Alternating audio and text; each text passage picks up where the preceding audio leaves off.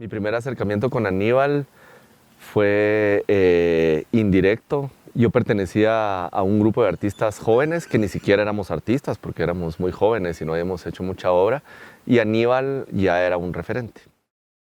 La primera vez que yo escuché a Aníbal fue en el momento en el que él ganó la Bienal de Arte País con una obra que es emblemática ahora, que pues es un hombre y una mujer unidos por un cordón umbilical que es como que tiene espinas.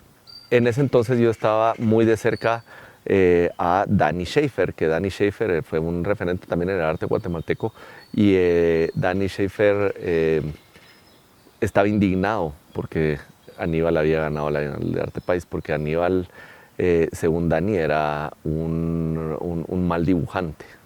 Para Danny era aberrante el hecho de que Aníbal hubiera ganado la Bienal de Arte País, porque Aníbal era un pintor más conceptual, menos académico. Y Danny era un profesor que nos enseñaba que la academia tenía validez.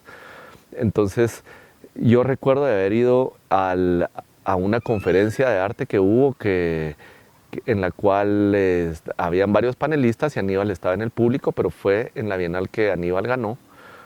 Y fue un momento muy conflictivo, digamos, porque Aníbal reaccionó ante los panelistas que estaban de una forma muy directa, los contradijo, se armó una discusión a lo cual yo no estaba acostumbrado. Y Aníbal, desde el momento en el que lo vi, su talante, la figura, sus anteojotes, tenía el pelo largo con una cola, me asombró, me impresionó, pero por el otro lado tenía al lado a mi profesor diciéndome esto no es arte.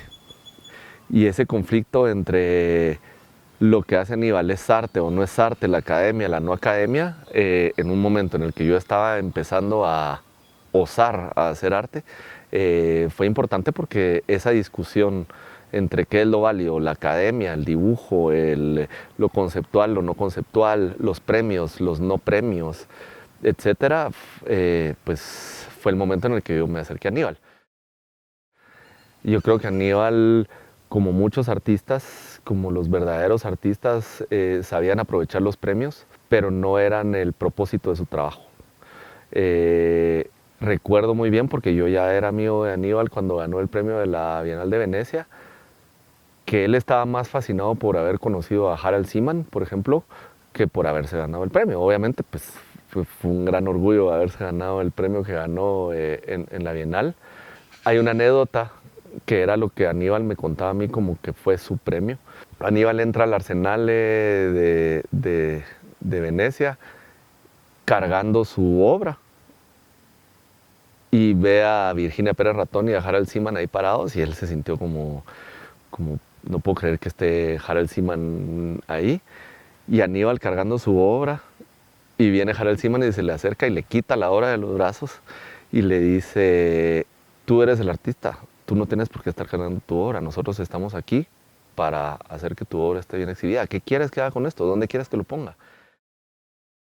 Aníbal es de las pocas personas que yo conocí que vivieran su vida diaria, su cotidianidad y sus relaciones con el mundo, con las cosas que sucedían, de una forma que tenía la misma coherencia que su sentido de arte y su sentido de funcionar como artista. Sin embargo, considero que Aníbal también era un ser humano que sabía que para poder convivir en este mundo, y especialmente en el mundo convulso de Guatemala, y especialmente en el mundo convulso en el que él se relacionaba, había que hacer concesiones. Yo pude percibir a Aníbal hacer estas concesiones sin vulnerar sus principios. Y eso a mí me parecía muy interesante, porque yo podía ver a Aníbal negociando sin ceder ante este mundo en el que vivimos y logrando sus objetivos. Entonces Aníbal me parecía a mí un excelente negociador. Aníbal nunca vio ninguna acción, no estoy hablando solamente del mundo del arte, sino que estoy hablando del mundo en general. Aníbal nunca situó las circunstancias dentro de un mundo moral. a pesar que yo considero que Aníbal tenía una ética, que es muy distinto a una moral, yo considero que a Aníbal nunca, ni siquiera se le pasó por la mente juzgar. A Aníbal le interesaba resolver a través de su ética, pero no se tropezaba con la moral. Aníbal era una persona que su proceso de generación de la obra era muy profesional, pero a la vez era muy rústico, porque Aníbal era una persona rústica. Sus modos, su forma de generar los ambientes, de generar las cosas, eran bastante rústicas en el sentido que él tenía que estar resolviendo las cosas con la mecánica del día a día. Cuando yo miraba realizar las obras Aníbal,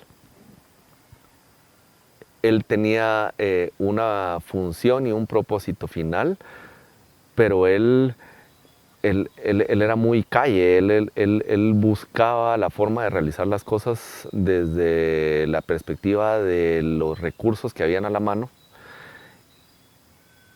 Y lo poético quizás de la obra de Aníbal es que como él era un pintor y un dibujante de formación, él realizaba los sketches y los bosquejos y las ideas desde un punto de vista de pintor, de acuarelista, de una sutileza muy fina, y te enseñaba las obras a través de acuarela, por ejemplo, pero la idea que te estaba presentando era de una contundencia muy fuerte.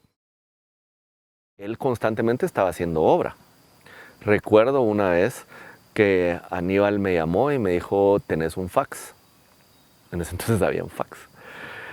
¿Tenés un fax? Sí, tengo un fax. ¿Lo podrías traer? Aníbal trabajaba en Oxígeno, que era un bar que estaba con Coloquia, que Coloquia era un colectivo de arte.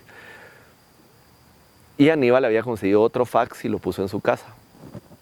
Entonces Aníbal, yo le llevé el fax, lo conectamos, hicimos todas las cuestiones técnicas y dibujó una línea en unos cuantos papeles, los pegamos y mandó a su casa un fax que era la transmisión de la línea, porque la línea la pasó por el fax. Pero cuando ya estaba por terminar, Aníbal agarró, le puso un tape y entonces el fax se volvió una cinta sin fin. Y dijo, bueno, ok, pidió una cerveza y chupamos toda la noche. Y durante toda la noche estuvo pasando el fax y nosotros chupando. Y cuando después yo fui a dejar a Aníbal a su casa, me mostró la línea de fax en su casa, que era una línea que había durado el tiempo que nosotros habíamos durado teniendo una cuestión coloquial. Y así era constantemente.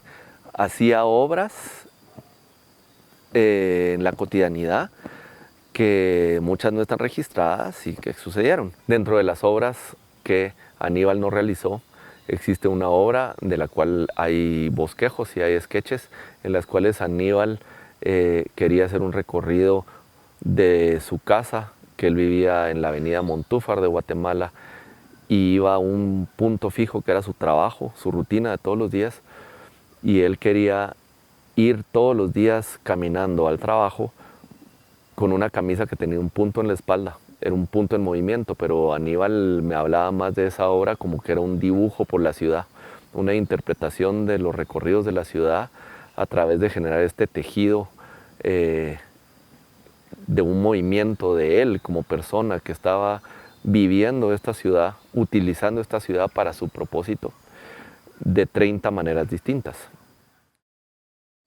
Considero que la religiosidad en Aníbal estaba más ligada a una cuestión filosófica que a una cuestión de una religión ligada al conocimiento de un Dios, a una doctrina de cierta religión. Yo no supe que Aníbal era mormón hasta el final de su vida, hasta que Aníbal estuvo cerca de morir y cuando murió. Y considero que también, eso es una apreciación muy personal, pero el factor de que Aníbal era mormón era una cuestión más circunstancial que una cuestión que guiara su vida. O sea, él estuvo de cerca con los mormones en el barrio, cuando estudió, etcétera, y en la última etapa de su vida fue uno de los recursos que Aníbal tuvo para poder sobrevivir. Considero que Aníbal era una persona que en el momento en el que él se desligaba de la moralidad, era capaz de convivir con cualquier tipo de actor de la sociedad de una forma práctica.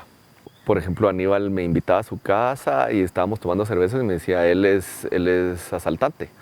Y, y en efecto era asaltante, estábamos tomando con un asaltante.